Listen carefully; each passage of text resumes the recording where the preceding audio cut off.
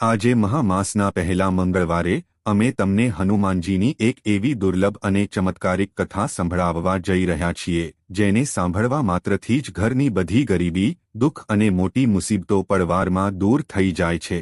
આ કથા માત્ર એક વાર્તા નથી, પરંતુ કળિયુગમાં હનુમાનજીની શક્તિનું સાક્ષાત પ્રમાણ છે। જો તમે તમારા જીવનમાં પરેશાન છો તો બસ સાચા મનથી આ કથાને અંત સુધી સાંભળજો, તમારી બધી ચિંતાઓ મટી જશે। તો ચાલો જય શ્રી રામનું નામ લઈને આ પવિત્ર કથાને શરૂ કરીએ। બહુ જૂની વાત છે।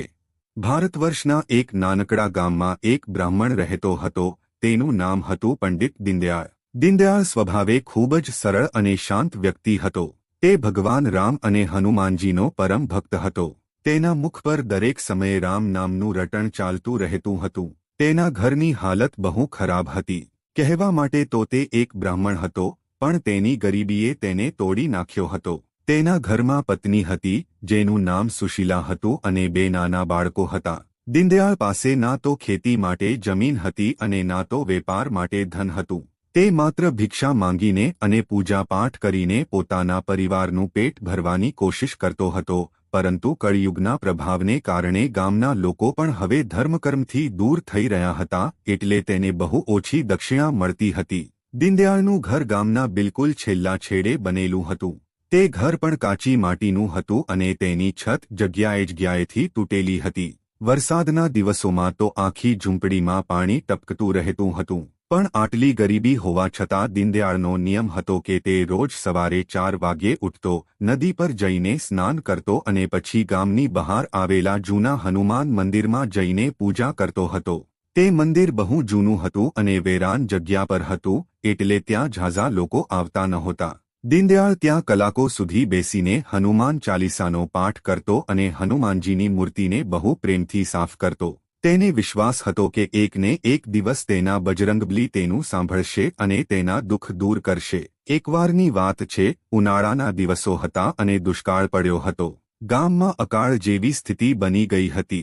લોકો પાસે પોતે ખાવા માટે નહોતું, તો તેઓ ભિક્ષામાં શું આપે? દીનદયાળ ઘણા દિવસોથી ખાલી હાથે ઘરે પાછો ફરી રહ્યો હતો। ઘરમાં અનાજનો એક દાણો પણ બચ્યો નહોતો।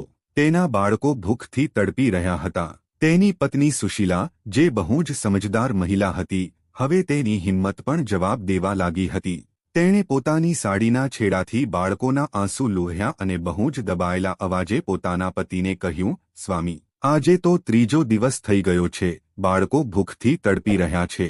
મારાથી આનું દુઃખ જોવાતું નથી। શું તમારા હનુમાનજીને આપણી પીડા દેખાતી નથી? આપણે તો દિવસરાત એમની સેવા કરીએ છીએ, પછી આ પરીક્ષા શા માટે? દીનદયાળની આંખોમાં પણ આંસુ આવી ગયા। તેણે પોતાની પત્નીને હિંમત આપતા કહ્યું, સુશીલા, ધીરજ રાખ। પ્રભુ રામ અને હનુમાનજી પોતાના ભક્તોને ક્યારે ભૂખ્યા સૂવા દેતા નથી। આ કદાચ આપણી પરીક્ષાની ઘડી છે। મને વિશ્વાસ છે કે આજે કંઈક ને કંઈક ઇંતજામ જરૂર થઈ જશે। હું અત્યારે જ ગામમાં જાઉં છું, કદાચ કોઈ યજમાનના ત્યાંથી કંઈક મળી જાય। આટલું કહીને દીનદયાળે પોતાનો જૂનો ટુવાલ ખભા પર મૂક્યો અને ભારે પગલે ઘરેથી નીકળી પડ્યો। તડકો બહુ તેજ હતો, તેના પગ ખુલ્લા હતા અને જમીન તપી રહી હતી। ભૂખ અને નબળાઈને કારણે તેને ચક્કર આવી રહ્યા હતા, પણ બાળકોનો ચહેરો યાદ કરીને તે ચાલતો રહ્યો। તે ચાલતા ચાલતા ગામના સૌથી અમીર શેઠ, જેનું નામ કરોડમલ હતું, તેના ઘરે પહોંચ્યો। કરોડમલ બહુ જ કંજૂસ અને ઘમંડી માણસ હતો। તે વ્યાજે પૈસા આપતો હતો અને ગરીબોનું લોહી ચૂસતો હતો। દીનદયાળે વિચાર્યું કે કદાચ શેઠજીને ત્યાં કોઈ પૂજાપાઠનું કામ મળી જાય અથવા તેઓ થોડું અનાજ ઉધાર આપી દે। તેણે ડરતા ડરતા શેઠના દરવાજા પર ટકોરા માર્યા। અંદરથી શેઠનો મુનિમ બહાર આવ્યો અને તેણે દીનદયાળને ઉપરથી નીચે સુધી જોયો। દીનદયાળના કપડાં ફાટેલા હતા અને ચહેરો કરમાયેલો હતો। મુનિમે કડક અવાજે પૂછ્યું, શું કામ છે પંડિત? સવારમાં અહીંયા કેમ આવી ગયા? દીનદયાળે હાથ જોડીને કહ્યું, મુનિમજી, હું બહુ મુસીબતમાં છું। ઘરમાં 3 દિવસથી ચૂલો નથી સળગ્યો। બાળકો ભૂખથી રડી રહ્યા છે।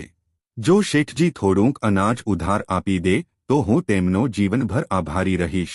જેવી સ્થિતિ સુધરશે, હું એક પૈસો ચૂકવી દઈશ અથવા તેના બદલામાં તમારે ત્યાં કામ કરી દઈશ। મુનિમે જોરથી હસતા હસતા કહ્યું, ઉધાર? અરે પંડિત, શેઠજી તો પોતાના પડછાયાને પણ મફતમાં નથી આપતા અને તું તો પહેલાથી જ આટલો ગરીબ છે, તું શું ચૂકવીશ? જા અહીંથી, અહીં કોઈ લંગર નથી ચાલી રહ્યું. દીનદયાળની આંખો સામે અંધારા છવાઈ ગયા. તેણે બહુ આજીજી કરી, પણ મુનિમે તેને ધક્કા મારીને ત્યાંથી હટાવી દીધો. તે વખતે દીનદયાળને એવું લાગ્યું જાણે કોઈએ તેના સ્વાભિમાનને કચડી નાખ્યું હોય. તે ત્યાંથી અપમાનિત થઈને પાછો ફર્યો. તેનું મન બહુ ભારે થઈ ગયું હતું. તે વિચારવા લાગ્યો કે શું ગરીબ હોવું કોઈ પાપ છે? શું ઈશ્વર માત્ર અમીરોના છે?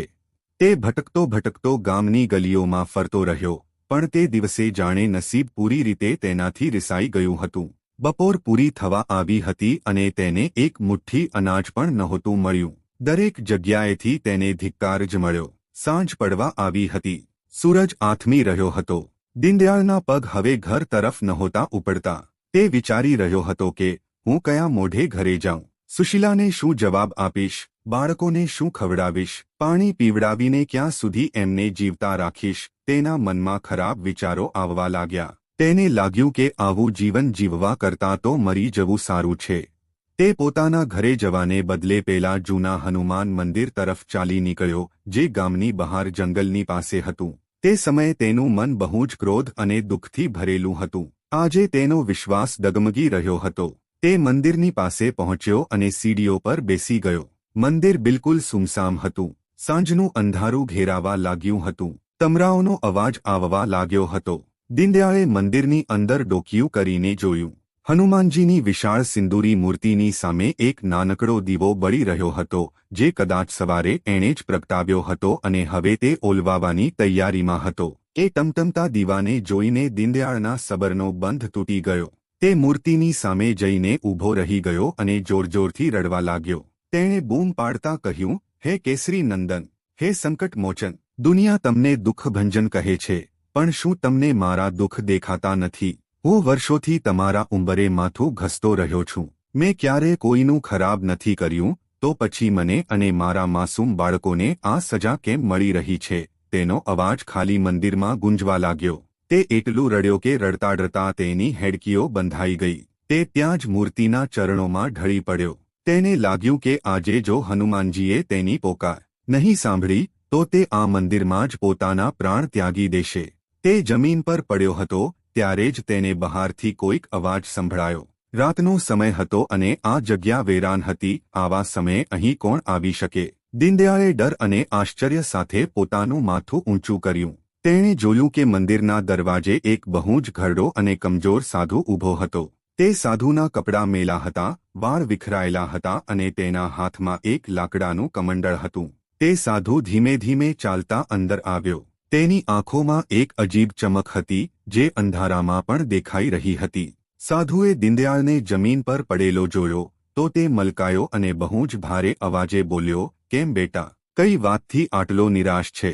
જીવન તો સુખદુઃખનો મેળો છે.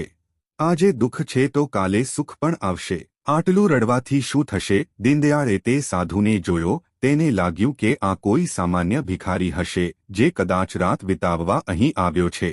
દીનદયાળે પોતાના આંસુ લુહ્યા અને કહ્યું, બાબા, તમે મારા દુઃખને નહીં સમજી શકો. જેના બાળકો ભૂખથી મરી રહ્યા હોય તેને જ્ઞાનની વાતો સારી નથી લાગતી. હું તો અહીં મારા નસીબનો ફેંસલો કરવા આવ્યો છું. સાધુએ હસતા હસતા કહ્યું, નસીબનો ફેંસલો? અરે ગાંડા, નસીબનો ફેંસલો તો ઉપરવાળો કરે છે અને તું હનુમાનજીની સામે બેસીને પણ જો નિરાશ છે તો પછી તારી ભક્તિમાં જ કોઈ ખામી હશે. આ વાત સાંભળીને દીનદયાળને થોડો ગુસ્સો આવી ગયો. તેણે કહ્યું, મારી ભક્તિમાં કોઈ ખામી નથી બાબા. મેં મારું આખું જીવન એમને સોંપી દીધું, પણ બદલામાં મને શું મળ્યું? ફક્ત અપમાન અને ભૂખ. સાધુએ પોતાની જોડીમાંથી કંઈક કાઢ્યું અને દીનદયાળ તરફ ધર્યું. તે એક સુકાયેલું ફળ હતું. સાધુએ કહ્યું, લે, પહેલા આને ખાઈ લે. ભૂખ્યા પેટે ભજન નથી થતું અને વાત પણ નથી થતી. આને ખા, પછી હું તને એક એવી કથા અને ઉપાય બતાવીશ જેનાથી તારા જીવનનું દરેક સંકટ કપાઈ જશે. દીનદયાળે તે ફળને જોયું. તેને બહુ ભૂખ લાગી હતી. તેણે કંઈ પણ વિચાર્યા વગર તે ફળ લઈ લીધું. જેવું તેણે તે ફળનો એક ટુકડો ખાધો, તેને લાગ્યું જાણે તેના શરીરમાં નવી ઉર્જા આવી ગઈ હોય. તેનું મન એકદમ શાંત થવા લાગ્યું. જે ગભરામણ અને બેચેની હતી તે ગાયબ થવા લાગી. તેણે આશ્ચર્યથી તે સાધુ તરફ જોયું. તે સાધુ હવે સામાન્ય નહોતો લાગી રહ્યો. દીનદયાળે હાથ જોડીને પૂછ્યું, બાબા, તમે કોણ છો અને આ ફળ કેવું હતું? મારો બધો થાક અને ભૂખ મટી ગઈ. સાધુએ રહસ્યમય સ્મિત સાથે કહ્યું, હું કોણ છું એ જાણવું જરૂરી નથી. જરૂરી એ છે કે તું હવે એ સાંભળ જે હું તને કહેવા આવ્યો છું. હું તને હનુમાનજીની એ ગુપ્ત સાધના અને કથા સંભળાવવા જઈ રહ્યો છું જે કળિયુગમાં સાક્ષાત કલ્પવૃક્ષ સમાન છે. દીનદયાળે સાધુના ચરણોમાં પોતાનું માથું મૂકી દીધું અને કહ્યું, બાબા, હું તૈયાર છું. મારી પાસે હવે ગુમાવવા માટે કંઈ બચ્યું નથી. તમે મને એ રસ્તો બતાવો જેનાથી મારા પરિવારના પ્રાણ બચી શકે. પેલા ઘરડા સાધુએ દીનદયાળના માથા પર હાથ ફેરવ્યો. તે સ્પર્શમાં એક એવી અલૌકિક શક્તિ હતી કે દીનદયાળનું રૂવાડું ખીલી ઉઠ્યું. સાધુએ તેને પોતાની પાસે બેસાડ્યો અને કહ્યું, થી સાંભળ દીનદયાળ, આ કથા માત્ર એક વાર્તા નથી. આ હનુમાનજીની કૃપાનું એ ગુપ્ત દ્વાર છે જે સેંકડો વર્ષોમાં કોઈ એક નસીબદારને જ મળે છે. જે પણ વ્યક્તિ મંગળવારના દિવસે પૂરી શ્રદ્ધાથી આ કથાને કહે છે કે સાંભળે છે, તેના જીવનમાંથી દરિદ્રતા એવી રીતે ગાયબ થઈ જાય છે જેવી રીતે સૂર્ય નીકળતા અંધકાર ગાયબ થઈ જાય છે. સાધુએ પોતાની આંખો બંધ કરી અને કથા શરૂ કરી. બહુ સમય પહેલાની વાત છે. વિદર્ભ દેશમાં કુંદનપુર નામનું એક બહુ જ સુંદર નગર હતું. તે નગર ધનધાન્યથી ભરપૂર હતું. ત્યાંના રાજા અને પ્રજા બંને બહુ સુખી હતા. એ જ નગરમાં એક બ્રાહ્મણ રહેતો હતો જેનું નામ હતું કેશવદત્ત. કેશવદત્ત વેદોનો જાણકાર હતો અને બહુ જ કર્મકાંડી બ્રાહ્મણ હતો, પણ વિદ્વાન હોવા છતાં તે બહુ ગરીબ હતો. તેના ઘરમાં તેની પત્ની સુમતી રહેતી હતી. સુમતી બહુ જ ધાર્મિક અને પતિવ્રતા સ્ત્રી હતી, પણ ગરીબીના કારણે તે અવારનવાર દુઃખી રહેતી હતી. તે બંને પતિપત્ની સંતાન સુખથી પણ વંચિત હતા. એક તો ગરીબી અને ઉપરથી કોઈ ઓલાદ નહીં. આ વાતે તેમના જીવનને નીરસ બનાવી દીધું હતું. કેશવદત્ત રોજ સવારે ઉઠીને જંગલ જતો, લાકડા કાપતો અને તેને બજારમાં વેચીને જે કંઈ પણ પૈસા મળતા તેનાથી પોતાનું અને પોતાની પત્નીનું પેટ ભરતો હતો. પણ તે જેટલું પણ કમાતો તે ક્યારેય પૂરું નહોતું પડતું. ક્યારેક લોટ હોય તો મીઠું નહીં અને ક્યારેક મીઠું હોય તો તેલ નહીં. આવી વિકટ પરિસ્થિતિમાં પણ કેશવદત્તે ક્યારેય પોતાનો ધર્મ નહોતો છોડ્યો. તે દર મંગળવારે હનુમાનજીનું વ્રત રાખતો હતો. તે આખો દિવસ ભૂખ્યો રહેતો અને સાંજે હનુમાનજીને ભોગ લગાવીને જ ભોજન લેતો હતો.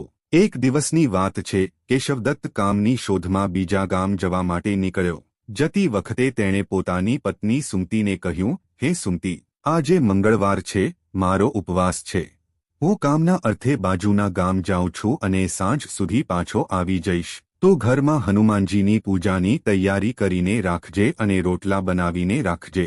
જ્યારે હું આવીશ તો આપણે સાથે ભોગ લગાવીને ભોજન કરીશું. સુમતીએ માથું હલાવ્યું અને કહ્યું, તમે ચિંતા ન કરો સ્વામી, હું બધી તૈયારી કરીને રાખીશ. કેશવદત્ત ચાલ્યો ગયો. સુમતી ઘરના કામોમાં લાગી ગઈ. તે દિવસે ઘરમાં થોડોક જ લોટ બચેલો હતો.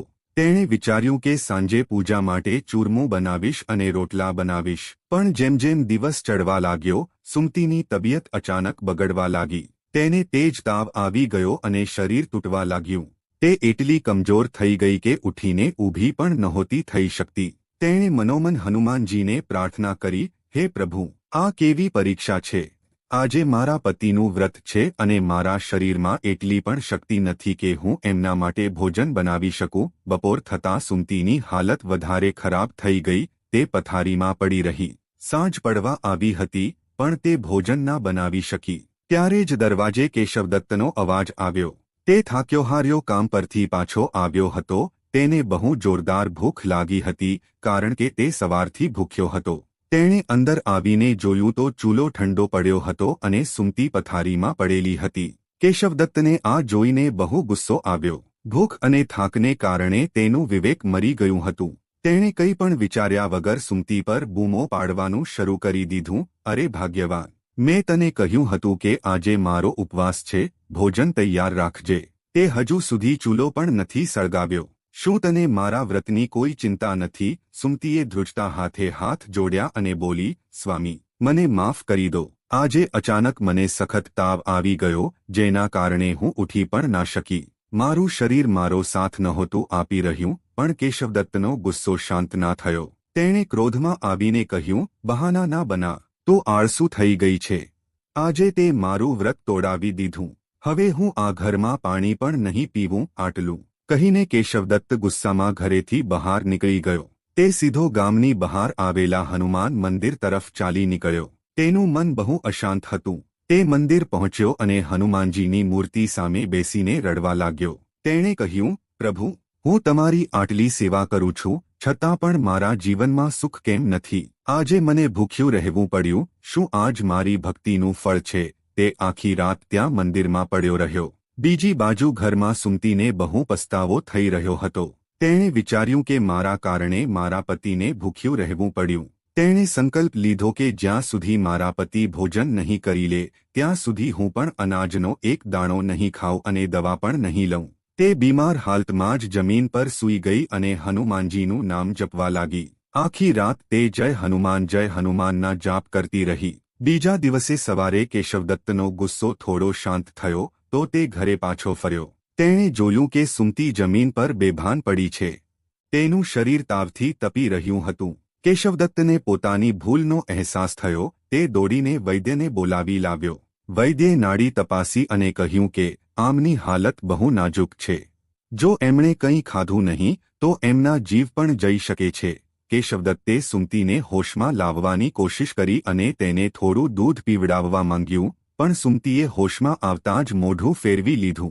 તેણે કમજોર અવાજે કહ્યું, સ્વામી, તમે કાલે વ્રત નહોતું ખોલ્યું. જ્યારે તમે હનુમાનજીને ભોગ લગાવીને ભોજન નહીં કરો ત્યાં સુધી હું પણ કંઈ નહીં ખાઉં. કેશવદત્તે તેને બહુ સમજાવી કે હું ભોજન કરી લઈશ, તું દવા અને દૂધ લઈ લે. પણ સુમતી પોતાની જીદ પર અડગ રહી.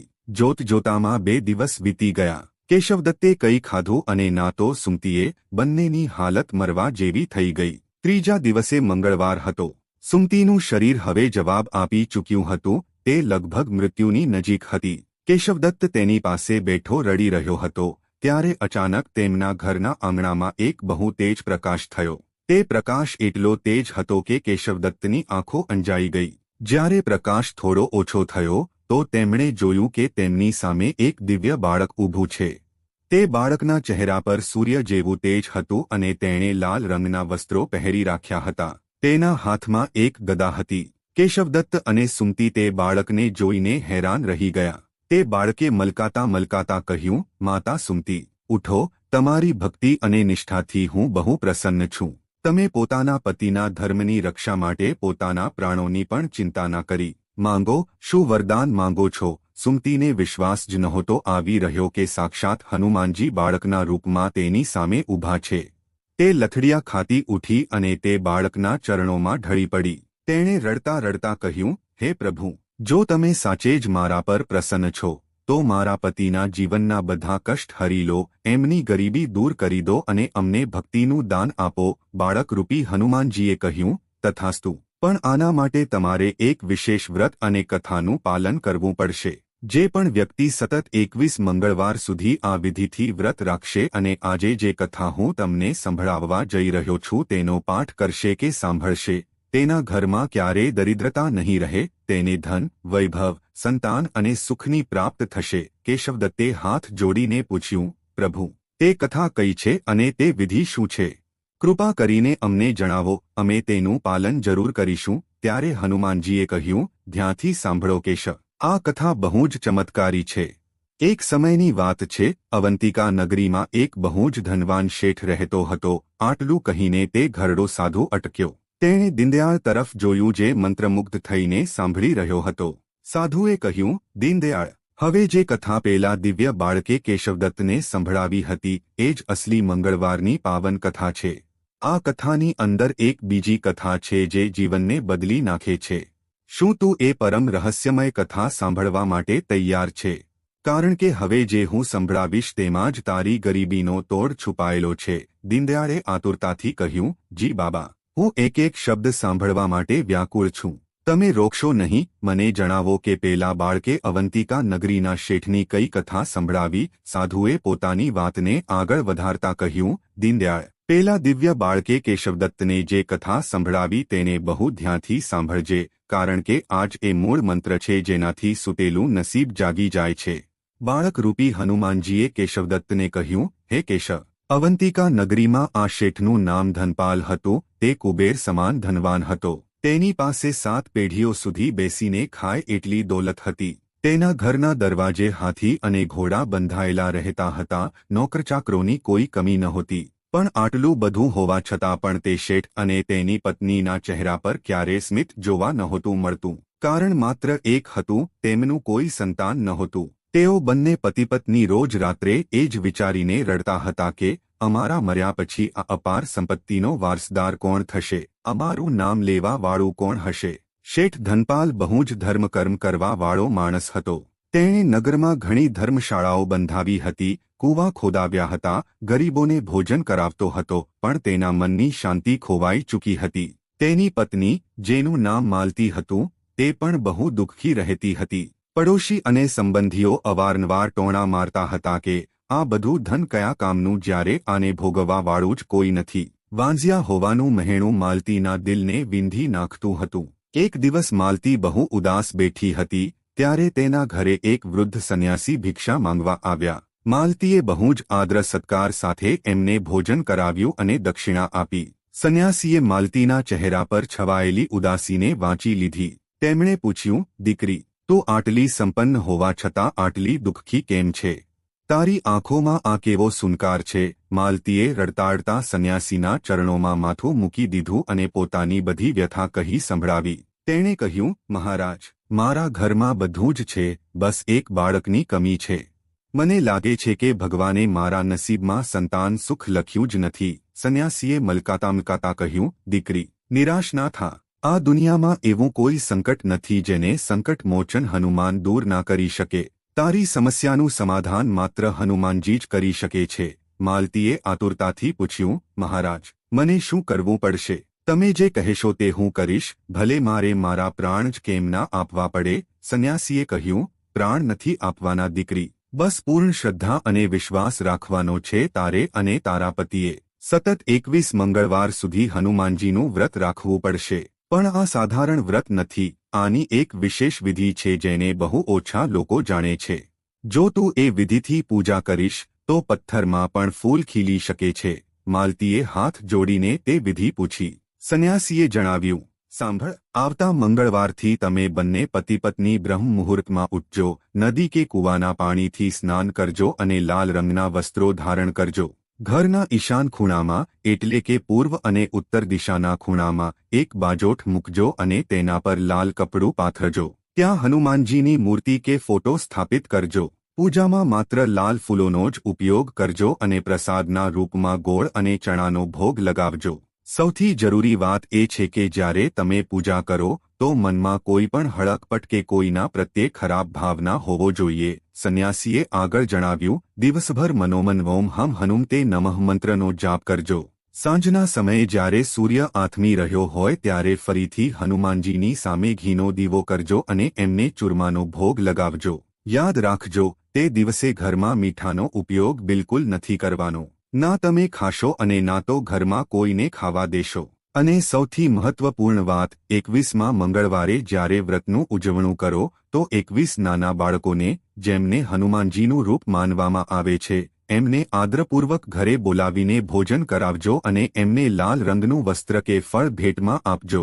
જો તમે આવું કર્યું તો હનુમાનજી તમારી સૂની ગોદ જરૂર ભરી દેશે. આટલું જણાવીને તે સંન્યાસી ત્યાંથી ચાલ્યા ગયા. માલતીએ સાંજે જ્યારે શેઠ ધનપાલ ઘરે આવ્યા તો એમને બધી વાત કરી. ધનપાલ, જે દરેક જગ્યાએથી નિરાશ થઈ ચૂક્યો હતો, તેને આ વાતમાં આશાનું એક કિરણ દેખાયું. તેણે કહ્યું, માલતી, આપણે આ વ્રત જરૂર કરીશું. આપણે આટલા ડોક્ટરો અને વૈદ્યોના ચક્કર લગાવ્યા, આટલા દોરાધાગા કર્યા, તો પ્રભુના શરણે જવાથી પાછા કેમ હટીએ? બીજા જ મંગળવારથી શેઠ અને શેઠાણીએ વ્રત શરૂ કરી દીધું. તેમણે પૂરી નિષ્ઠા સાથે નિયમોનું પાલન કર્યું. તેઓ સવારે વહેલા ઉઠતા, પૂજા કરતા અને દિવસભર હનુમાનજીનું ધ્યાન ધરતા. પહેલા થોડા મંગળવાર તો બધું બરાબર ચાલ્યું, પણ જેમ જેમ સમય વીતવા લાગ્યો તેમની પરીક્ષા શરૂ થઈ ગઈ. તેમના વેપારમાં અચાનક ખોટ જવા લાગી. તેમના અમુક જહાજ જે માલ લઈને વિદેશ ગયા હતા તે દરિયામાં ડૂબી ગયા. લેણદારો ઘરે આવીને ઉઘરાણી કરવા લાગ્યા. પડોશીઓએ કહેવાનું શરૂ કરી દીધું, જુઓ, જ્યારથી એમણે આ નવું તૂત શરૂ કર્યું છે એમની રહીસી લક્ષ્મી પણ જઈ રહી છે. આ પૂજા એમને ફળી નથી રહી, એમણે આ બધું બંધ કરી દેવું જોઈએ. સંબંધીઓએ પણ સમજાવ્યા કે ધનપાલ, તમે બીમાર પડી જશો. મીઠા વગરનું ખાવાનું ખાઈને શરીર સુકાઈ જશે. વેપાર પર ધ્યાન આપો. પૂજાપાઠથી ઓલાદ નથી મળતી. પણ ધનપાલ અને માલતીનો વિશ્વાસ હિમાલયની જેમ અડગ હતો. ધનપાલે પોતાની પત્નીને કહ્યું, માલતી, આ બધી આપણી પરીક્ષા છે. હનુમાનજી જોઈ રહ્યા છે કે આપણે સુખમાં તો તેમનું નામ લઈએ છીએ, પણ શું દુઃખમાં પણ આપણે તેમની સાથે ઊભા રહી શકીએ છીએ. ભલે મારી બધી દોલત ચાલી જાય, હું 21 મંગળવારનો સંકલ્પ નહીં તોડું. જોતજોતામાં 20 મંગળવાર વીતી ગયા. શેઠની આર્થિક સ્થિતિ બહુ ખરાબ થઈ ગઈ હતી, પણ તેમના ચહેરાનું તેજ હજુ પણ વધી ગયું હતું. હવે વારો હતો છેલ્લા અને 21મા મંગળવારનો. આ સૌથી કઠિન દિવસ હોવાનો હતો. તે દિવસે સવારથી જ મુશળધાર વરસાદ પડી રહ્યો હતો. આકાશમાં કાળા વાદળો છવાયેલા હતા અને વીજળી કડકી રહી હતી. એવું લાગી રહ્યું હતું જાણે પ્રલય આવવાનો હોય. શેઠ ધનપાલને ઉજવણા માટે 21 બાળકોને ભોજન પર બોલાવવાના હતા, પણ આટલા ભયંકર વરસાદમાં કોઈ પણ પોતાના બાળકોને ઘરની બહાર નહોતું મોકલી રહ્યું. શેઠ ઘરના દરવાજે ઊભો રહીને વરસાદ રોકાવવાની રાહ જોઈ રહ્યો હતો. બપોર થઈ ગઈ પણ વરસાદ ના રોકાયો. શેઠનું દિલ બેસવા લાગ્યું. તેણે વિચાર્યું, શું મારો સંકલ્પ અધૂરો રહી જશે? જો આજે 21 બ્રાહ્મણ બાળકોએ ભોજન ના કર્યું તો મારી બધી તપસ્યા વ્યર્થ જશે. માલતી અંદર પૂજા ઘરમાં બેઠી રડી રહી હતી. તેણે હનુમાનજીની મૂર્તિ સામે માથું પહાડ્યું અને કહ્યું, પ્રભુ, મારી લાજ હવે તમારા હાથમાં છે. જો આજે આ વ્રત ખંડિત થયું તો હું મારા પ્રાણ ત્યાગી દઈશ. ત્યારે જ એક ચમત્કાર થયો. આટલા જોરદાર વરસાદ અને તોફાનની વચ્ચે એમને દૂરથી અમુક બાળકોના હસવાનો અને વાત કરવાનો અવાજ સંભળાયો. શેઠે આશ્ચર્યથી જોયું કે 21 નાના નાના બાળકો પલતા પલતા તેમના ઘર તરફ આવી રહ્યા છે. તેમના ચહેરા પર એક અદ્ભુત ચમક હતી. તેઓ વરસાદમાં પલળી રહ્યા હતા, પણ એમને ઠંડી નહોતી લાગી રહી. તેઓ બધા શેઠના દરવાજે આવ્યા અને એકસાથે બોલ્યા, બાબા, અમને બહુ જોરદાર ભૂખ લાગી છે. શું અમને ભોજન મળશે? શેઠની ખુશીનો પાર ના રહ્યો. તે દોડીને અંદર ગયો અને માલતીને બોલાવી. બંનેએ મળીને તે બાળકોના પગ ધોયા, એમને કોરા કપડાં પહેરાવ્યા અને બહુ જ પ્રેમથી એમને ચૂરમાનું ભોજન કરાવ્યું. બાળકો બહુ હોંશે હોંશે ભોજન કરી રહ્યા હતા. શેઠ અને શેઠાણી એમને જોઈને એવા તૃપ્ત થઈ રહ્યા હતા, જાણે એમને ત્રણેય લોકનું સુખ મળી ગયું હોય. જ્યારે બાળકો ભોજન કરી ચૂક્યા તો શેઠે એમને ભેટ આપવા માટે જેવી પોતાની તિજોરી ખોલી, તે હેરાન રહી ગયો. જે તિજોરી વેપારમાં નુકસાનના કારણે ખાલી થઈ ચૂકી હતી, તે હવે સોના અને ચાંદીના સિક્કાઓથી છલોછલ ભરેલી હતી. તેને પોતાની આંખો પર વિશ્વાસ ના થયો.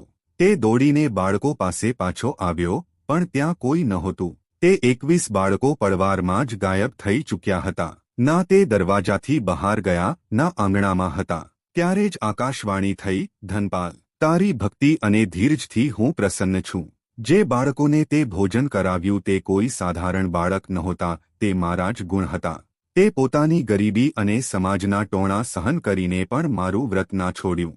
જા, તારું ઘર હવે ક્યારેય ખાલી નહીં રહે. તને જલ્દી જ એક તેજસ્વી પુત્ર રત્નની પ્રાપ્તિ થશે, જે તારા કુળનું નામ રોશન કરશે. બાળકરૂપી હનુમાને કેશવદત્તને કહ્યું, કેશવ, પેલા શેઠના ઘરે બરાબર 9 મહિના પછી એક સુંદર પુત્રનો જન્મ થયો અને તેનું ખોવાયેલું બધું ધન વ્યાજ સહિત પાછું આવી ગયું. અવંતિકા નગરીમાં પેલા શેઠનું માનસન્માન પહેલા કરતાં પણ વધારે વધી ગયું. આ ચમત્કાર એ જ મંગળવાર વ્રતનું ફળ હતું. વાર્તા સંભળાવીને પેલા દિવ્ય બાળક હનુમાનજી કેશવદત્તની આંખોમાં જોતા બોલ્યા, કેશવ, મેં તને આ કથા એટલા માટે સંભળાવી જેથી તને વિશ્વાસ થઈ જાય કે હનુમાનજી માટે કંઈ પણ અસંભવ નથી. હવે હું તને એ બીજ મંત્ર બતાવું છું જેનો તારે આ કથા પછી જાપ કરવાનો છે. આટલું કહીને તે ઘરડો સાધુ અટક્યો. દીનદયાળ, જે અત્યાર સુધી શ્વાસ રોકીને આ કહાની સાંભળી રહ્યો હતો, તેણે તડપીને પૂછ્યું, બાબા, તે બીજ મંત્ર શું છે અને કેશવદત્ત સાથે આગળ શું થયું? શું તેની ગરીબી પણ મટી? સાધુએ દીનદયાળના માથા પર હાથ ફેરવ્યો અને કહ્યું, ધીરજ રાખ બેટા, બધું બતાવીશ. હવે જે થવાનું હતું તે કેશવદત્તની કલ્પનાથી પણ પરે હતું. હનુમાનજીએ તેને ના માત્ર મંત્ર આપ્યો, પણ તેને એક એવો આદેશ પણ આપ્યો જેને પૂરો કરવો દરેકના વશની વાત નથી. સાધુએ પોતાની વાત આગળ વધારી અને તેની આંખોમાં એક ઊંડી ચમક આવી ગઈ.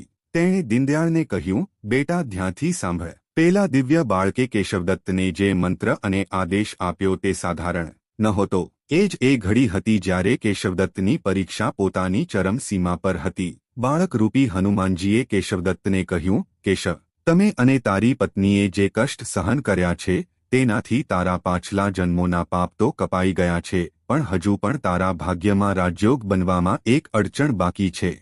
હું તને એ ગુપ્ત મંત્ર આપું છું જેનો જાપ તને દરેક સંકટથી બચાવશે. તે મંત્ર છે ઓમ હમ હનુમતે રુદ્રા મહાકાય હું ફટ. આ મંત્રનો જાપ તારે હાલતા ચાલતા ઉઠતા બેસતા કરવાનો છે, પણ મારી કૃપા પૂરી રીતે મેળવવા માટે તારે આજે રાત્રે એક બહુ મોટું કામ કરવું પડશે. કેશવદત્તે હાથ જોડીને કહ્યું, પ્રભુ, તમે આદેશ આપો, તમારા માટે હું આગમાં પણ કૂદવા તૈયાર છું. બાળકે ગંભીર સ્વરે કહ્યું, આગમાં નથી કૂદવાનું કેશવ, પણ જે કામ હું બતાવવા જઈ રહ્યો છું તે આગમાં કૂદવાથી ઓછું નથી. તારા ગામની ઉત્તર દિશામાં જે ગાઢ જંગલ છે ત્યાં એક બહુ જૂનું વડનું ઝાડ છે. તે ઝાડ પર એક બ્રહ્મ રાક્ષસનો વાસ છે. તે છેલ્લા 100 વર્ષોથી મુક્તિ માટે તડપી રહ્યો છે. તેણે પોતાના જીવનમાં બહુ પાપ કર્યા હતા, એટલે તેને આ યોનિ મળી છે. તે કોઈને પણ પેલા ઝાડ પાસે આવવા નથી દેતો. જે પણ જાય છે તેને મારી નાખે છે. તારે આજે અડધી રાત્રે, જ્યારે દુનિયા સૂતી હશે, તે ઝાડની નીચે જવું પડશે અને પેલા ભયાનક બ્રહ્મ રાક્ષસને આજ મંગળવારની પાવન કથા સંભળાવવી પડશે જે મેં તને અત્યારે સંભળાવી છે. આ સાંભળીને કેશવદત્તનું શરીર એક પળ માટે ધ્રુજી ગયું. પેલા વડના ઝાડ અને પેલા જંગલની વાર્તાઓ આખા વિસ્તારમાં મશહૂર હતી. લોકો દિવસમાં પણ ત્યાં જતા ડરતા હતા. ત્યાં જવાનો મતલબ હતો સાક્ષાત મોતના મોઢામાં જવું. કેશવદત્તના માથા પર પરસેવો આવી ગયો, પણ તેણે પોતાની સામે ઊભેલા પેલા દિવ્ય બાળકને જોયું જેના ચહેરા પર અભય મુદ્રા હતી. કેશવે પોતાનો ડર મનોમન દબાવ્યો અને કહ્યું, પ્રભુ, જો તમારી આજ આજ્ઞા છે તો હું જઈશ. જો પેલા રાક્ષસના હાથે મારું મૃત્યુ પણ લખ્યું છે તો તે પણ મને સ્વીકાર છે, કારણ કે હું તમારા આદેશનું પાલન કરતા કરતા મરીશ. બાળક મલકાયો અને બોલ્યો, ડરીશ નહીં કેશવ. જે રામનું નામ લે છે તેનું કાળ પણ કંઈ બગાડી નથી શકતું. તું બસ પોતાની નિષ્ઠા જાળવી રાખજે. જેવો તું એને કથા સંભળાવીશ તેનો ઉદ્ધાર થઈ જશે અને તેને મુક્તિ મળી જશે. તેના મુક્ત થતાં જ તને એ ખજાનો પ્રાપ્ત થશે જેની તે ક્યારેય કલ્પના પણ નહીં કરી હોય. આટલું કહીને તે દિવ્ય પ્રકાશપુંજ ધીરે ધીરે ઓછો થવા લાગ્યો અને જોતજોતામાં તે બાળક ત્યાંથી અંતર્ધ્યાન થઈ ગયો. જેવો તે બાળક ગયો, કેશવદત્તને લાગ્યું જાણે તે કોઈ ગાઢ ઊંઘમાંથી જાગ્યો હોય. તેણે જોયું કે સુમતી, જે થોડી વાર પહેલા સુધી મરવાની હાલતમાં હતી, હવે ઉઠીને બેસી ગઈ હતી. તેના ચહેરાની બીમારી અને નબળાઈ પૂરી રીતે ગાયબ થઈ ચૂકી હતી. સુમતીએ કેશવ તરફ જોયું અને કહ્યું, સ્વામી, શું મેં કોઈ સપનું જોયું? મને એવું લાગ્યું જાણે સાક્ષાત બજરંગબલી આપણા ઘરે આવ્યા હતા. અને જુઓ, મને હવે બિલકુલ ભૂખ કે નબળાઈ મહેસૂસ નથી થઈ રહી. મારું શરીર એકદમ સ્વસ્થ થઈ ગયું છે. કેશવદત્તની આંખોમાં ખુશીના આંસુ આવી ગયા. તેણે સુમતીને ગળે લગાવી લીધી અને કહ્યું, સુમતી, એ સપનું નહોતું, એ હકીકત હતી. આપણા દુઃખના દિવસો હવે પૂરા થવાના છે. હનુમાનજીએ આપણી પોકાર સાંભળી લીધી છે. કેશવે સુમતીને બધી વાત કરી કે કઈ રીતે તેને આજે રાત્રે પેલા ભયાનક જંગલમાં જઈને બ્રહ્મ રાક્ષસને કથા સંભળાવવાની છે. સુમતી પહેલા તો આ સાંભળીને ડરી ગઈ. તેણે કહ્યું, સ્વામી, તે જગ્યા બહુ ખતરનાક છે. લોકો કહે છે ત્યાંથી કોઈ જીવતું પાછું નથી આવતું. આપણે ધન નથી જોઈતું, આપણે સૂકો રોટલો ખાઈને રહી લઈશું, પણ હું તમને ત્યાં નહીં જવા દઉં. કેશવદત્તે સુમતીને સમજાવી, ગાંડી, આ માત્ર ધનની વાત નથી, આ પ્રભુની આજ્ઞા છે. જો હનુમાનજીએ મને ત્યાં મોકલ્યો છે તો મારી રક્ષા પણ એ જ કરશે. અને વિચાર, જો મારા નિમિત્તે કોઈ દુઃખી આત્માને મુક્તિ મળી જાય તો આનાથી મોટું પુણ્ય શું હશે? ઘણી સમજાવટ પછી સુમતી માની ગઈ. તેણે કેશવદત્ત માટે રક્ષાસૂત્ર તૈયાર કર્યું અને હનુમાનજીના ચરણોનું સિંદૂર તેના માથે લગાવ્યું. રાત પડવા લાગી હતી. અમાસની કાળી રાત હતી. આકાશમાં તારા પણ નહોતા દેખાઈ રહ્યા. આખું ગામ ગાઢ નિદ્રામાં સૂઈ ચૂક્યું હતું. સન્નાટો એટલો હતો કે હવા ચાલવાનો અવાજ પણ ડરામણો લાગી રહ્યો હતો. કેશવદત્તે પોતાની પાસે એક મશાલ લીધી, ખભા પર હનુમાન ચાલીસાની પોથી મૂકી અને જય શ્રી રામનું નામ લઈને ઘરેથી નીકળી પડ્યો. ગામથી બહાર નીકળતા જ જંગલ શરૂ થઈ ગયું. જંગલમાં ઘૂસતા જ માહોલ એકદમ બદલાઈ ગયો. ત્યાં અજીબ દુર્ગંધ આવી રહી હતી. ઝાડીઓમાંથી જાનવરો ચાલવાના અવાજ આવી રહ્યા હતા.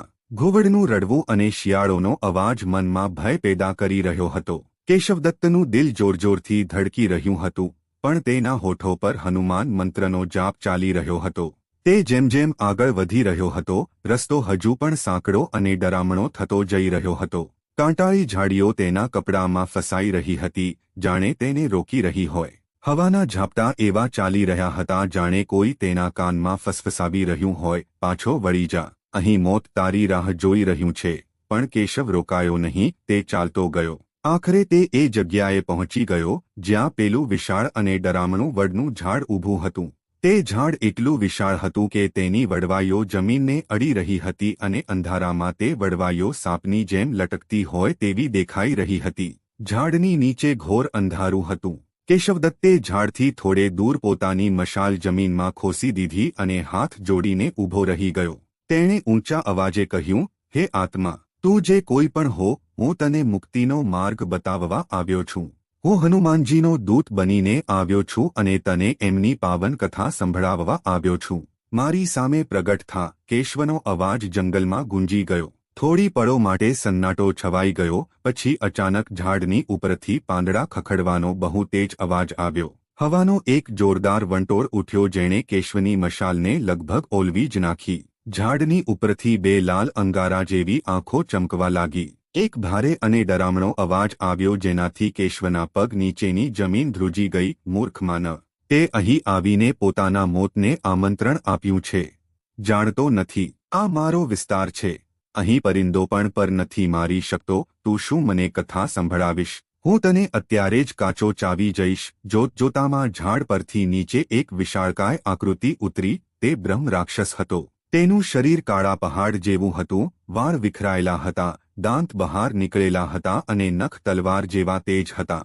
તે એટલો ભયાનક હતો કે કોઈ સાધારણ માણસનું તો તેને જોઈને જ કાળજું ફાટી જાય. કેશવદત્તના પગ ધ્રુજી રહ્યા હતા, પણ તેણે પોતાની આંખો બંધ કરી અને મનોમન હનુમાનજીનું ધ્યાન ધર્યું. તેને પેલું દિવ્ય બાળક યાદ આવ્યું જેણે કહ્યું હતું, હું તારી સાથે છું. કેશવે હિંમત એકઠી કરી અને ધ્રુજતા અવાજે નહીં પણ પૂરા વિશ્વાસ સાથે કહ્યું, હે બ્રહ્મ રાક્ષસ, હું તારાથી ડરવા નથી આવ્યો, હું તો તારું ભલું કરવા આવ્યો છું. તું વર્ષોથી આ ઝાડ પર લટકીને દુઃખ ભોગવી રહ્યો છે. શું તું મુક્તિ નથી ઈચ્છતો? શું તું ફરીથી પવિત્ર થઈને ઈશ્વરના ચરણોમાં નથી જવા માંગતો? રાક્ષસ એક પળ માટે થંભી ગયો. મુક્તિ? તેણે અટ્ટહાસ્ય કર્યું. મારા પાપ એટલા છે કે મને નરકમાં પણ જગ્યા નહીં મળે. તું મને શું મુક્તિ અપાવીશ? કેશવે કહ્યું, હનુમાનજીની કથામાં એટલી શક્તિ છે કે તે મોટામાં મોટા પાપીને પણ તારી દે છે. બસ એકવાર શાંતિથી બેસીને આ કથા સાંભળી લે. જો ત્યાર પછી પણ તને શાંતિ ના મળે તો મને ખાઈ જજે. હું કોઈ વિરોધ નહીં કરું. રાક્ષસે કેશવની આંખોમાં જોયું. ત્યાં તેને ડરની જગ્યાએ એક અજીબ કરુણા અને વિશ્વાસ દેખાયો. સદીઓથી તેને લોકોએ માત્ર નફરત અને ડરથી જોયો હતો. આજે પહેલી વાર કોઈ તેની સામે ઊભા રહીને તેની મુક્તિની વાત કરી રહ્યું હતું. રાક્ષસનો ગુસ્સો થોડો ઓછો થયો. તે ત્યાં જ જમીન પર બેસી ગયો અને ઘુરકતા બોલ્યો, ઠીક છે બ્રાહ્મણ, સંભળાવ તારી કથા. પણ યાદ રાખજે, જો તારી કથામાં દમ ના હોય તો સવારનો સૂરજ તું નહીં જોઈ શકે. કેશવદત્ત ત્યાં જ જમીન પર બેસી ગયો. તેણે હનુમાનજીનું આવાહન કર્યું અને પછી એ જ કથા શરૂ કરી જે તેણે પેલા દિવ્ય બાળક પાસેથી સાંભળી હતી. અવંતિકા નગરીના શેઠ ધનપાલ અને તેના 21 મંગળવારના વ્રતની કથા. જંગલના તે ડરામણા સન્નાટામાં કેશવદત્તનો અવાજ ગુંજવા લાગ્યો. જેમ જેમ તે કથા સંભળાવી રહ્યો હતો, વાતાવરણ બદલાવા લાગ્યું. હવાની સરસરાહટ બંધ થઈ ગઈ. જંગલના જાનવરોનો અવાજ થંભી ગયો. એવું લાગી રહ્યું હતું જાણે આખું જંગલ તે કથાને સાંભળવા માટે શાંત થઈ ગયું હોય. પેલો ભયાનક રાક્ષસ જે શરૂઆતમાં ગુસ્સામાં બેઠો હતો, ધીરે ધીરે શાંત થવા લાગ્યો. તેની લાલ આંખોની ચમક ઓછી થવા લાગી અને તેની આંખોમાંથી આંસુ વહેવા લાગ્યા. કેશવદત્તે પૂરી તલ્લીનતાથી કથા સંભળાવી. તેણે જણાવ્યું કે કઈ રીતે હનુમાનજીએ શેઠ ધનપાલની સૂની ગોદ ભરી અને કઈ રીતે તેની દરિદ્રતા દૂર કરી. જ્યારે કથા સમાપ્ત થઈ અને કેશવે કહ્યું, બોલો પવનસુત હનુમાનની જય, તો જંગલમાં એક ચમત્કાર થયો. તે રાક્ષસના શરીરમાંથી એક તેજ રોશની નીકળવા લાગી. તેનું ભયાનક રૂપ બદલાવા લાગ્યું. જોતજોતામાં તે કાળું અને ડરામણું શરીર ગાયબ થઈ ગયું અને તેની જગ્યાએ એક દિવ્ય ગંધર્વ ઊભો થઈ ગયો. તેણે સફેદ વસ્ત્રો પહેરેલા હતા અને તેના ચહેરા પર શાંતિ હતી. તેણે હાથ જોડીને કેશવદત્તને પ્રણામ કર્યા. તે ગંધર્વે કહ્યું, હે બ્રાહ્મણ દેવતા, તમારો કોટી કોટી ધન્યવાદ. તમે મને આ પ્રેત્યોનિમાંથી મુક્ત કરી દીધો. હું પાછલા જન્મમાં એક વિદ્વાન હતો, પણ પોતાના જ્ઞાનના ઘમંડમાં મેં એક સંતનું અપમાન કરી દીધું હતું, જેના શ્રાપને કારણે હું બ્રહ્મ રાક્ષસ બની ગયો હતો. આજે હનુમાનજીની આ અમૃતમય કથાએ મારા બધા પાપ ધોઈ નાખ્યા. હું હવે વૈકુંઠ જઈ રહ્યો છું. કેશવદત્ત આ જોઈને ધન્ય થઈ ગયો. તેને વિશ્વાસ નહોતો આવી રહ્યો કે એક કથામાં એટલી શક્તિ હોઈ શકે છે. ગંધર્વે જતાજતા કહ્યું, રોકો બ્રાહ્મણ, હું તમારું ઋણ ક્યારેય નહીં ચૂકવી શકું, પણ જતા પહેલાં હું તમને એ વસ્તુ આપવા માંગુ છું જેની રક્ષા હું આટલા વર્ષોથી કરી રહ્યો હતો. આ જ વડના ઝાડની બરાબર નીચે મૂળિયાઓની વચ્ચે ગુપ્ત સ્થાન છે. ત્યાં ખોદકામ કરજો. ત્યાં તમને પૂર્વજોનું દાટેલું ધન મળશે. તે હવે તમારું છે. તેનો ઉપયોગ ધર્મના કાર્યોમાં અને પોતાની ગરીબી મટાડવામાં કરજો. આટલું કહીને તે ગંધર્વ આકાશ માર્ગે ચાલ્યો ગયો. કેશવદત્ત ત્યાં એકલો ઊભો હતો, પણ હવે તેને ડર નહોતો લાગી રહ્યો. તેણે તરત જ ઝાડ નીચેની જમીન જોઈ. ત્યાંની માટી થોડી ઉપસેલી હતી. તેણે પાસે પડેલો એક અણીદાર પથ્થર ઉઠાવ્યો અને ખોદકામ શરૂ કરી દીધું. સાધુએ દીનદયાળ તરફ જોયું અને પોતાનો અવાજ ધીમો કરતા કહ્યું, દીનદયાળ જાણે છે કેશવદત્તને ત્યાં શું મળ્યું. જેવી તેણે માટી હટાવી, તેને ત્યાં એક પિત્તળનો કળશ મળ્યો. જ્યારે તેણે તે કળશનું ઢાંકણું ખોલ્યું, તો તેની આંખો ફાટીને ફાટી રહી ગઈ. પેલો કળશ હીરા અને મહોરોથી ભરેલો હતો. તેની ચમકથી તે અંધારું જંગલ પણ રોશન થઈ ગયું. દીનદયાળના શ્વાસ તેજ ચાલી રહ્યા હતા. તે વાર્તામાં એટલો ખોવાઈ ગયો હતો કે તેને પોતાની આસપાસનું પણ ભાન નહોતું. સાધુએ કહ્યું, પણ દીનદયાળ, વાર્તા હજુ પૂરી નથી થઈ. કેશવદત્તને ધન તો મળી ગયું, પણ અસલી પરીક્ષા તો હવે શરૂ થવાની હતી, કારણ કે ધન આવ્યા પછી માણસનું મન બદલાઈ જાય છે. શું કેશવદત્ત તે ધનને મેળવીને બદલાઈ ગયો કે તેની સાથે કંઈ બીજી અનહોની થઈ? આ જાણવું તારા માટે બહુ જરૂરી છે. સાધુએ ગંભીર સ્વરે કહ્યું, દીનદયાળ, કેશવદત્તની સામે તે સોના અને હીરાથી ભરેલો કળશ પડ્યો હતો. તેની ચમક એટલી તેજ હતી કે કેશવની આંખો ફાટેલી રહી ગઈ. એક પળ માટે તો તેને વિશ્વાસ જ ના થયો કે આ બધું હકીકત છે. તેણે ધ્રુજતા હાથે તે કળશને ઉઠાવ્યો. તે બહુ ભારે હતો. તેણે તરત જ પોતાનો જૂનો ટુવાલ ઉતાર્યો અને તે કળશને સારી રીતે લપેટી લીધો, જેથી કોઈની નજર તેના પર ના પડે. તેણે તે વડના ઝાડ અને હનુમાનજીને મનોમન પ્રણામ કર્યા અને તેજીથી પોતાના ગામ તરફ ચાલી નીકળ્યો. પાછા ફરતી વખતે કેશવના પગ જમીન પર નહોતા પડી રહ્યા. તેનો ડર હવે પૂરો થઈ ચૂક્યો હતો, પણ એક નવો ડર તેના મનમાં સમાઈ ગયો હતો. પહેલા તેને જંગલના જાનવરો અને ભૂતપ્રેતોનો ડર હતો, પણ હવે તેને માણસોનો ડર સતાવવા લાગ્યો હતો. તેને લાગી રહ્યું હતું કે ઝાડીઓની પાછળ કોઈ છુપાયેલું તો નથી. શું કોઈએ તેને ધન લઈ જતા જોઈ તો નથી લીધો? તે વારંવાર પાછળ વળીને જોતો અને પોતાની ચાલ તેજ કરી દેતો. તે પરસેવે રેબઝેબ થઈને ભાગતો ભાગતો પોતાના ઘરે પહોંચ્યો. તેણે ઘરનો દરવાજો ખખડાવ્યો. સુમતી, જે આખી રાત જાગીને તેની રાહ જોઈ રહી હતી, તેણે તરત જ દરવાજો ખોલ્યો. કેશવને પરસેવામાં પલળેલો અને ગભરાયેલો જોઈને તે ડરી ગઈ. તેણે પૂછ્યું, સ્વામી, તમે ઠીક તો છો ને? શું થયું? તમે આટલા ગભરાયેલા કેમ છો? કેશવે કંઈ પણ બોલ્યા વગર તરત અંદર આવીને દરવાજો બંધ કરી લીધો અને લોખંડની સાંકળ ચઢાવી દીધી. તે સુમતીને ખેંચીને ઘરના સૌથી અંદરવાળા ઓરડામાં લઈ ગયો, જ્યાં કોઈ બારી નહોતી. ત્યાં જઈને તેણે પેલો ટુવાલ ખોલ્યો. જેવો ટુવાલ હટ્યો, ઓરડામાં મૂકેલા પેલા કળશથી રંગબેરંગી રોશની વિખેરાઈ ગઈ. સુમતીએ જ્યારે તે કળશને જોયો, તો તે સ્તબ્ધ રહી ગઈ. તેમાં સોનાની મહોરો, હીરાના હાર અને કિંમતી રત્નો ભરેલા પડ્યા હતા. સુમતીએ પોતાની જિંદગીમાં આટલું ધન એકસાથે ક્યારેય નહોતું જોયું. તેનો અવાજ નહોતો નીકળી રહ્યો. તેણે ઈશારેથી પૂછ્યું કે આ બધું શું છે? કેશવે હાંફતા હાંફતા બધી વાત કહી. તેણે જણાવ્યું કે કઈ રીતે તેણે બ્રહ્મ રાક્ષસને કથા સંભળાવી, કઈ રીતે તેને મુક્તિ મળી અને કઈ રીતે તે ગંધર્વે તેને આ ગુપ્ત ખજાનો આપ્યો. આ સાંભળીને સુમતીની આંખોમાંથી આંસુ વહેવા લાગ્યા. તેણે હાથ જોડીને કહ્યું, હે બજરંગબલી, તમારી લીલા અપરંપાર છે. તમે અમારી ગરીબી મટાડી દીધી. કેશવદત્ત બહુ ખુશ હતો. તે પેલા સિક્કાઓને વારંવાર અડકીને જોઈ રહ્યો હતો. તેણે સુમતીને કહ્યું, જો સુમતી, હવે આપણા દુઃખના દિવસો વીતી ગયા. હવે આપણે રાજાઓની જેમ રહીશું. તારે હવે બીજાના ઘરોમાં ડોકિયા કરવાની જરૂર નહીં પડે. હું તારા માટે રેશમી સાડીઓ લાવીશ, આપણે મોટો મહેલ બનાવીશું. પણ સુમતી, જે બહુ જ સાત્વિક અને સમજદાર હતી, તેણે કેશવનો હાથ પકડી લીધો અને કહ્યું, સ્વામી, ધન તો આવી ગયું, પણ મને ડર લાગી રહ્યો છે. કેશવે હેરાન થઈને પૂછ્યું, ડર કઈ વાતનો? ડર ગાંડી, હવે તો ડરવાના દિવસ ગયા. સુમતીએ કહ્યું, સ્વામી, ગરીબીમાં આપણે એકબીજાની નજીક હતા અને ભગવાનની નજીક હતા. ક્યાંક આ ધન આપણને હનુમાનજીથી દૂર ના કરી દે. ગંધર્વે કહ્યું હતું કે આ ધનનો ઉપયોગ ધર્મના કાર્યોમાં કરજો. આપણે આને બહુ સમજી વિચારીને વાપરવું પડશે. કેશવે હસતા હસતા કહ્યું, તું ચિંતા ના કર, હું બધું સંભાળી લઈશ. બીજા જ દિવસથી કેશવદત્તના ઘરનો નકશો બદલાવા લાગ્યો. તેણે શહેરમાંથી મોટા મોટા કારીગરો બોલાવ્યા. તેની તૂટી ફૂટી ઝૂંપડીની જગ્યાએ એક આલીશાન હવેલી બનવા લાગી. તેણે પોતાના અને સુમતી માટે મોંઘા કપડાં અને દાગીના ખરીદ્યા. ઘરમાં નોકરચાકર રાખી લીધા. જે ઘરમાં કાલ સુધી ખાવાના ફાંફા હતા, આજે ત્યાં પકવાનોની સુગંધ ઉડવા લાગી. ગામવાળા આ બદલાવ જોઈને હેરાન હતા.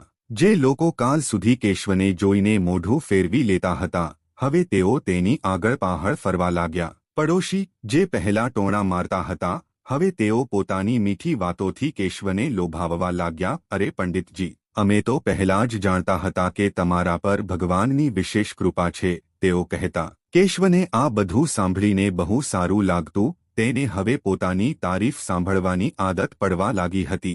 શરૂઆતમાં તો કેશવે હનુમાનજીનો નિયમ પાળ્યો. તે મંદિર પણ જતો અને દાન પણ કરતો. પણ જેમ જેમ સમય વીતવા લાગ્યો, કેશવના વર્તનમાં બદલાવ આવવા લાગ્યો. ધનનો નશો ધીરે ધીરે તેના પર ચઢવા લાગ્યો. હવે તે સવારે મોડે સુધી સૂતો રહેતો. જ્યારે સુમતી તેને પૂજા માટે ઉઠાડતી, તો તે કહેતો, અરે સુમતી, આજે બહુ કામ છે, વેપારનો હિસાબ જોવાનો છે, શેઠોને મળવા જવાનું છે. પૂજા તું કરી લે, મારા બદલાનું પણ કરી લેજે. જે કેશવદત્ત પહેલા 4 વાગ્યે ઉઠીને ઠંડા પાણીથી નાહતો હતો, હવે તેને ગરમ પાણી જોઈતું હતું. જે કેશવ પહેલા કલાકો સુધી હનુમાન ચાલીસા વાંચતો હતો, હવે તેની પાસે 2 મિનિટ હાથ જોડવાનો પણ સમય નહોતો. તેના ઘરની બહાર હવે ગરીબો અને સાધુઓની ભીડ લાગેલી રહેતી હતી, કારણ કે બધાને ખબર પડી ગઈ હતી કે પંડિતજી બહુ અમીર થઈ ગયા છે. પહેલા કેશવ બધાને કંઈક ને કંઈક આપતો હતો, પણ હવે તેને લાગવા માંડ્યું કે આ લોકો માત્ર મારું ધન લૂંટવા આવે છે. એક મંગળવારની વાત છે. કેશવ પોતાની દુકાન પર બેઠો હિસાબ કિતાબ કરી રહ્યો હતો, ત્યારે ત્યાં એક બહુ જ ઘરડો અને ગરીબ ભિખારી આવ્યો. તેના કપડાં ફાટેલા હતા અને તે ભૂખથી ધ્રુજી રહ્યો હતો.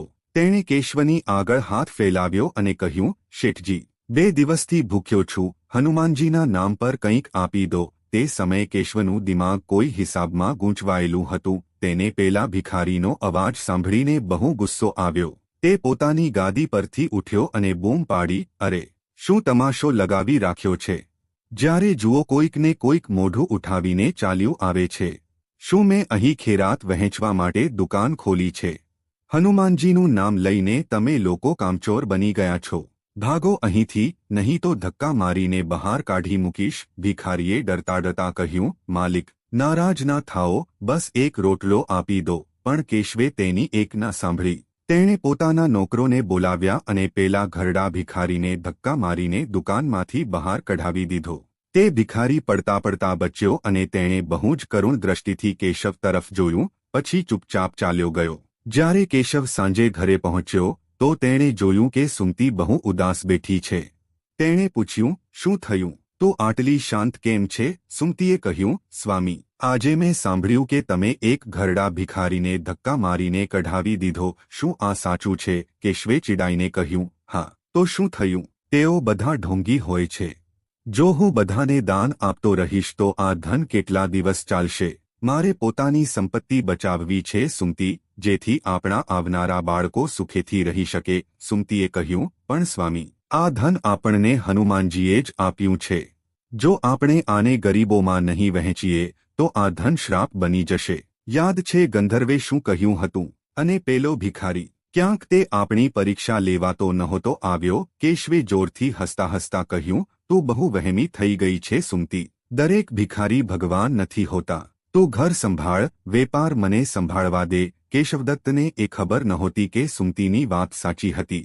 તેનો ઘમંડ હવે તેની ભક્તિ પર ભારે પડવા લાગ્યો હતો. તે ભૂલી ગયો હતો કે જે હનુમાનજી આપી શકે છે તે લઈ પણ શકે છે. થોડા દિવસો અને વીત્યા. કેશવદત્ત હવે નગરનો સૌથી મોટો શેઠ બની ગયો હતો. તેને રાજાના દરબારમાં પણ બોલાવવામાં આવતો હતો. એક દિવસ રાજાએ કેશવને પોતાના મહેલમાં આમંત્રિત કર્યો. કેશવ બહુ ખુશ હતો. તેણે પોતાના સૌથી કિંમતી હીરા જડિત વસ્ત્રો પહેર્યા અને રાજાને મળવા ગયો. ત્યાં તેણે જોયું કે રાજા બહુ ચિંતિત બેઠા છે. રાજાએ કેશવને કહ્યું, પંડિતજી, મેં સાંભળ્યું છે કે તમે બહુ જ્ઞાની અને ધની છો. મારા રાજ્ય પર એક બહુ મોટું સંકટ આવ્યું છે. પાડોશી રાજ્યનો રાજા આપણા પર આક્રમણ કરવાનો છે અને આપણી પાસે યુદ્ધ માટે પૂરતું ધન નથી. હું ઈચ્છું છું કે તમે રાજ્યની મદદ કરો. તમે પોતાની સંપત્તિનો અમુક હિસ્સો રાજકોષમાં દાન આપો. આ સાંભળીને કેશવના પરસેવા છૂટી ગયા. તેને પોતાની દોલત સાથે એટલો પ્રેમ થઈ ગયો હતો કે તેનો એક સિક્કો પણ આપવો તેને જીવ આપવા જેવું લાગતું હતું. તેણે જુઠ્ઠું બોલી દીધું. તેણે કહ્યું, મહારાજ, લોકો મારી સંપત્તિ વિશે ખોટું બોલે છે. હું તો એક સાધારણ બ્રાહ્મણ છું. મારી પાસે જે કંઈ પણ છે તે તો મારા વેપારમાં લાગેલું છે. મારી પાસે એટલા રોકડા નથી કે હું રાજ્યની મદદ કરી શકું. રાજાને કેશવનું જુઠ્ઠું પકડાઈ ગયું, કારણ કે કેશવના શરીર પર જે ઘરેણાં હતા એ જ તેની સંપત્તિની સાબિતી આપી રહ્યા હતા. રાજાને બહુ ક્રોધ આવ્યો, પણ તેમણે તે સમયે કંઈ ના કહ્યું અને કેશવને જવા દીધો. કેશવ ઘરે પાછો ફરતા વિચારી રહ્યો હતો કે તેણે કેટલી ચતુરાઈથી પોતાનું ધન બચાવી લીધું. પણ તેને એ ખબર નહોતી કે તેણે આજે પોતાના માટે એક બહુ મોટી મુસીબત ઊભી કરી લીધી છે. ઘરે પહોંચીને તે ચેનની ઊંઘ સૂઈ ગયો. પણ એ જ રાત્રે તેની સાથે એ ઘટના ઘટી જેણે તેની જિંદગીને હચમચાવી નાખી. અડધી રાતનો સમય હતો. કેશવ અને સુમતી પોતાના આલીશાન ઓરડામાં સૂઈ રહ્યા હતા. ત્યારે છત પર કંઈક અવાજ થયો. કેશવની ઊંઘ બહુ કાચી હતી. તે તરત જાગી ગયો. તેણે સાંભળ્યું કે કોઈ છત પરથી નીચે આંગણામાં કૂદી રહ્યું છે. એક નહીં પણ ઘણા લોકોના કૂદવાનો અવાજ આવી રહ્યો હતો. કેશવનું દિલ જોરથી ધડકવા લાગ્યું. તે સમજી ગયો કે ઘરમાં ચોર ઘૂસી આવ્યા છે. તેણે ધીરેથી સુમતીને જગાડી અને મોઢા પર હાથ મૂકીને ચૂપ રહેવાનો ઇશારો કર્યો.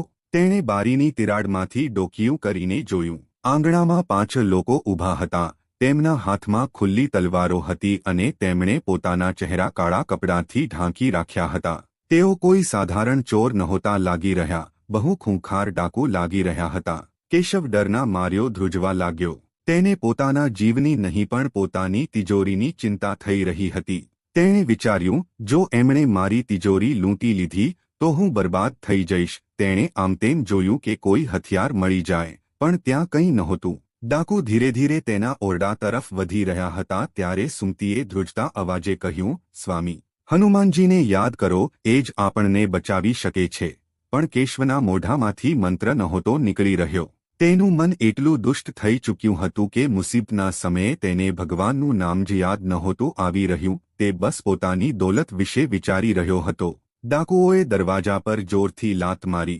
દરવાજો કમજોર નહોતો, પણ ડાકુઓની તાકાત આગળ તે તૂટવા લાગ્યો. કેશવે બૂમ પાડવાની કોશિશ કરી, પણ ડરના લીધે તેનો અવાજ ગળામાં જ અટકી ગયો. સાધુએ એક પળ રોકાઈને દીનદયાળની આંખોમાં જોયું અને કહ્યું, દીનદયાળ, જોઈ રહ્યો છે? જ્યારે માણસ પર ધનનો નશો ચઢે છે તો તે કઈ રીતે પોતાની રક્ષા કરવાવાળા ભગવાનને ભૂલી જાય છે. કેશવ પાસે બધું હતું, પણ સંકટ સમયે તેનું સૌથી મોટું હથિયાર વિશ્વાસ તેની પાસે નહોતો.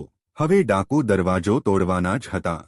શું કેશવની દોલત તેને બચાવી શકશે કે સુમતીની ભક્તિ કોઈ ચમત્કાર કરશે? આ જાણવા માટે તારે આગળની કથા સાંભળવી પડશે. સાધુએ ઊંડો શ્વાસ લેતા કહ્યું, દીનદયાળ, હવે આ કહાનીનો અંતિમ અને સૌથી મહત્વપૂર્ણ ભાગ સાંભળ, કારણ કે આ જ જીવનનો સાર છે. દરવાજો તૂટતા જ તે 5 ખૂંખાર ડાકુ ઓરડામાં દાખલ થયા. કેશવદત્ત ડરના માર્યો થરથર કાંપી રહ્યો હતો. તેણે પોતાની પત્ની સુમતીને પોતાની પાછળ છુપાવી લીધી, પણ તેની નજર વારંવાર પોતાની તિજોરી તરફ જઈ રહી હતી.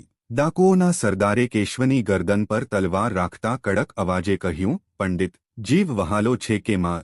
ચૂપચાપ તિજોરીની ચાવી આપી દે, નહીંતર તારી અને તારી પત્નીની લાશો અહીં જ બિછાવી દઈશું. કેશવદત્ત જે ધનના મોહમાં આંધળો થઈ ચૂક્યો હતો, તે ગડગડતા બોલ્યો, ભાઈ, મને મારશો નહીં, પણ આ ધન મેં બહુ મુશ્કેલીથી જમા કર્યું છે. આ મારા ઘડપણનો સહારો છે. તમે થોડું લઈ લો પણ બધું ના લઈ જા. સરદારે કેશવના ગાલ પર એક જોરદાર તમાચો માર્યો અને ચાવી છીનવી લીધી. કેશવ જમીન પર ગબડી પડ્યો. ડાકુઓએ તિજોરી ખોલી અને તેમાં રાખેલું બધું સોનું, ચાંદી, હીરા અને પેલો જાદુઈ કળશ પણ પોતાની કોથળીઓમાં ભરી લીધો. કેશવદત્ત પાગલની જેમ બૂમો પાડી રહ્યો હતો, મારું ધન, મારી કમાણી લૂંટી લીધું, બધું લૂંટી લીધું, પણ તેને બચાવવા વાળું કોઈ નહોતું. ત્યારે સુમતીએ પોતાની આંખો બંધ કરી અને જોરજોરથી હનુમાનજીનું સ્મરણ કર્યું. તે બોલી, હે સંકટ મોચન, ધન જાય છે તો જાય, મારા પતિના પ્રાણોની રક્ષા કરો, એમને સદ્બુદ્ધિ આપો. ડાકુ બધો માલ સમેટીને જેવો ભાગવા માટે વળ્યા ત્યારે એક અજીબ ઘટના ઘટી. આંગણામાં અચાનક સેંકડો વાંદરા આવી ગયા. ખબર નહીં તેઓ ક્યાંથી આવ્યા હતા. વાંદરાઓએ ડાકુઓ પર હુમલો ના કર્યો પણ તેઓ જોરજોરથી ચીસો પાડવા લાગ્યા અને ડાકુઓનો રસ્તો રોકી લીધો. ડાકુ ડરી ગયા. ગભરામણમાં ભાગતા ભાગતા એમનો પગ લપસ્યો અને પેલો જાદુઈ કળશ, જે એમણે કોથળીમાં સૌથી ઉપર રાખ્યો હતો, તે ઉછળીને આંગણામાં આવેલા કૂવામાં જઈ પડ્યો. આંખ અવાજ સાથે તે કળશ ઊંડા પાણીમાં સમાઈ ગયો. ડાકુ પોતાનો જીવ બચાવીને બાકીનું ધન લઈને ભાગી ગયા. કેશવદત્ત દોડીને કૂવાની પાળી પર ગયો અને છાતી કૂટી કૂટીને રડવા લાગ્યો, હાય મારો કળશ, મારો ખજાનો, બધું ચાલ્યું ગયું, હું બરબાદ થઈ ગયો. સુમતી તેની પાસે આવી અને તેના ખભા પર હાથ રાખીને બોલી, સ્વામી, શાંત થઈ જાઓ. જે થયું સારા માટે થયું. તે ધન આપણને પાપ તરફ લઈ જઈ રહ્યું હતું. તે ધને તમને અહંકારી બનાવી દીધા હતા. તમે ગરીબોનું અપમાન કર્યું, રાજા સાથે ખોટું બોલ્યા અને ભગવાનને ભૂલી ગયા. કદાચ હનુમાનજી એ જ ઈચ્છતા હતા કે તમે પોતાની અસલી દોલતને ઓળખો. કેશવે રડતાડતા સુમતી તરફ જોયું. તેની આંખોમાંથી અહંકારનો પડદો હટી ચૂક્યો હતો. તેને પેલો ઘરડો ભિખારી યાદ આવ્યો જેને તેણે ધક્કા મારીને કાઢ્યો હતો. તેને પોતાની ભૂલનો અહેસાસ થયો. તે ધ્રુસકે ધ્રુસકે રડવા લાગ્યો, સુમતી, તું સાચું કહી રહી છે. હું ધનના નશામાં રાક્ષસ બની ગયો હતો. મેં મારા પ્રભુને નારાજ કરી દીધા. શું હવે હનુમાનજી મને ક્યારે માફ કરશે? સુમતીએ કહ્યું, હનુમાનજી બહુ દયાળુ છે સ્વામી. જો આપણે સાચા મનથી પ્રાયશ્ચિત કરીએ તો તેઓ અવશ્ય માફ કરશે. આપણી પાસે હવે ધન નથી પણ આપણી પાસે જીવન છે અને એકબીજાનો સાથ છે. ચાલો ફરીથી શરૂઆત કરીએ. બીજી સવારે કેશવ અને સુમતી પેલા જૂના હનુમાન મંદિરમાં ગયા. કેશવે મૂર્તિના ચરણોમાં પડીને માફી માંગી. તેણે સંકલ્પ લીધો કે હવે તે ક્યારેય લાલચ નહીં કરે અને મહેનતની કમાણી જ ખાશે. કહેવાય છે કે હનુમાનજીએ તેમને માફ કરી દીધા. કેશવે ફરીથી મહેનત શરૂ કરી. ધીરે ધીરે તેમના ઘરમાં બરકત થવા લાગી. તેમની પાસે હવે બેશુમાર દોલત તો નહોતી, પણ એટલું ધન જરૂર હતું કે તેઓ સુખેથી ખાઈ શકે અને બીજાની કરી શકે.